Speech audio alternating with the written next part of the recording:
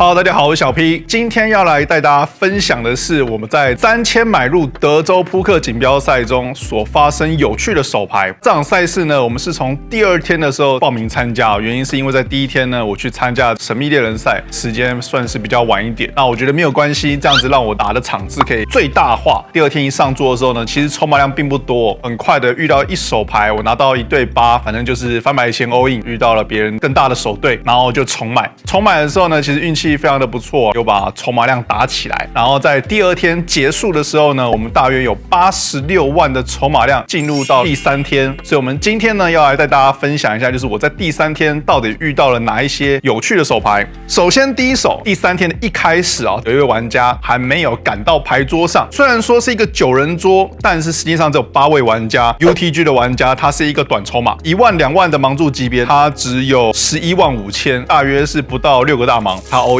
这时候弃牌到我在大盲位，我拿到了 A10不同花，我觉得这是非常轻松的跟注。基本上我在这边的话，所有的 A 大部分的同花 K， 甚至是 K9、K10不同花以上，2张10以上的牌都会跟注，2张同花8以上的牌都会跟注任何的手对。所以我们跟注的范围，面对6个大盲左右的拳下，我们跟注范围至少会是长这个样子。很快的我们就跟注。这个时候呢，看到 UTG 的玩家呢是 AK 不同花，所以我们就输了一个小底池。另外一手有趣的状况是8人桌，这个时候 UTG 是一个筹码最多的玩家，他是 chip leader， 他选择加注到4万。我在他的下一家大约有65万的筹码量，大约是33个大盲左右，拿到了1对8、1对8、1对9、1对10，都会是一个高频率的跟注，所以我们选择了跟注。翻牌是8、7、2，2张黑桃，非常的好，我们中了一个顶3条最大的手牌，底池13万。这个时候呢，这位玩家他选择了过牌，然后到我们的范围3种策略，第一个就是过牌，第二个就是小尺寸下注跟大尺寸下注。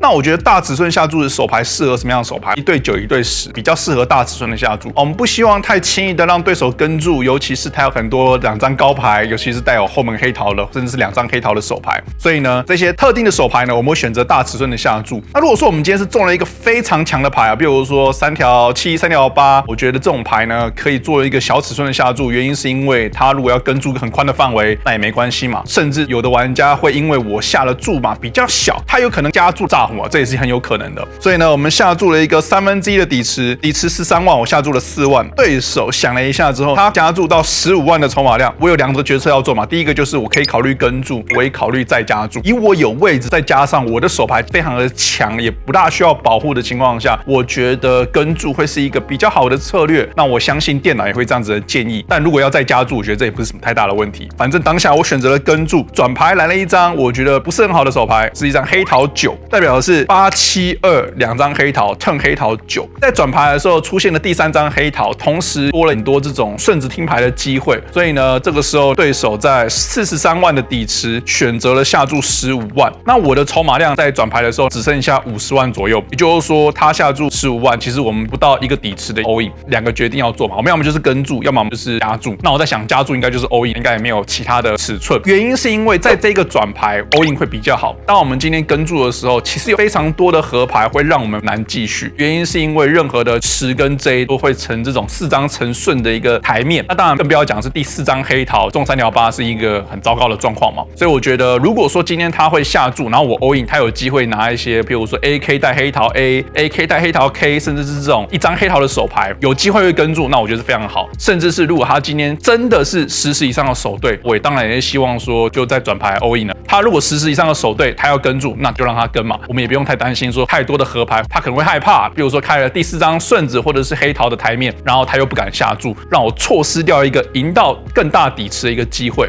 所以呢，我选择了 all in。对手想了一下之后呢，他就选择了弃牌。Hello， 大家好，我是小 P。我们在11月1号晚上7点，我会在全新节目 All In 的直播中出现，和丁特、Nevin、紫薇、吉祥、大亨等等的扑克玩家来场最硬派的扑克对决。节目连结我会放在下方资讯栏，赶快追踪，跟我一起硬起来！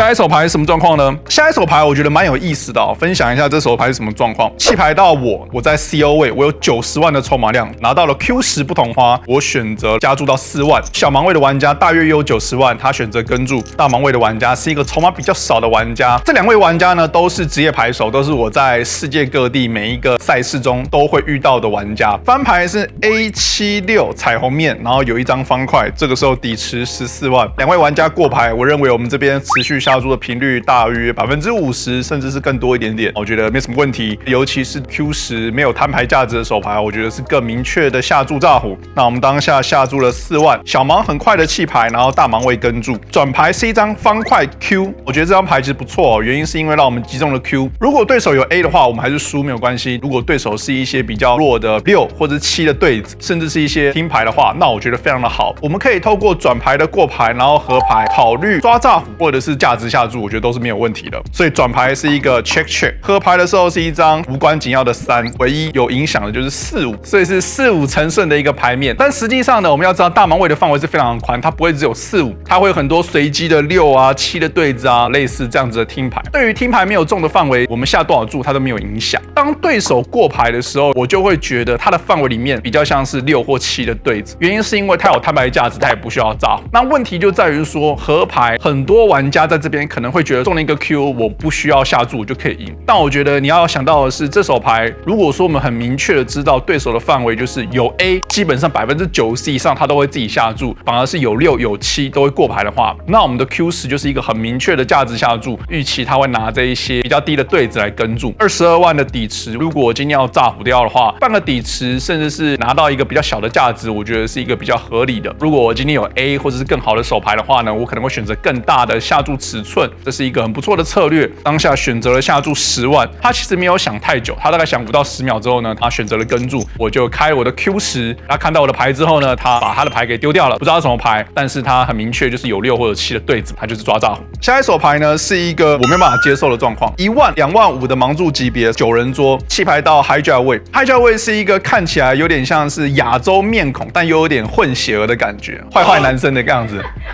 他有43万5千的筹码量，他加注到5万，我有100万的筹码量，我在大盲位，我拿到1对6，1对6对上 Hijack 位，我觉得是一个很明确的 all in 啊，低于20个大盲，我们 all in 的范围55以上的对子跟 A10不动花以上都是正 EV 的 all in。那当然我刚刚讲的这些范围呢，也都可以跟住，这个没有什么问题。这种比较弱的对子其实就是一个很好的 all in，原因是因为我们中3条只有1/8的机会嘛，也就是说大部分的情况下，我们在这种55、66、77的对子是不会中3条，但是大部分的翻牌又比较难继续，尤其是没有位置的情况下，那我觉得我们这种正 EV 的全下翻牌前，我是一个非常好的策略，所以我选择了 all in。以我这样子的 all in 的范围，它的范围里面66我觉得不应该跟住，它的77我觉得也不应该跟住。如果说它是 A10 AJ 的话，理论上它也不应该跟住。包括说我最近在做这个范围表格，我会知道说，其实大盲位的全下理论上是要跟比较紧，原因是因为大盲位有很多很不错的手牌都只会用跟住而不会用 all in，所以当我们今天有20个大盲左右的全下的时候呢，我认为它的 A10 AJ 应该都是要弃牌。我觉得最边缘的手牌应该是 AQ 不同花或是更好的手牌，如果是同花 A 的话，我觉得至少要是 AJ 同花以上， A10 同花都不应该跟住，那更不要讲同花 KQ 之类不同花 KQ 之类的手牌。但是呢，我 all in 的时候呢，他想都没有想就很快的跟住了，那我想说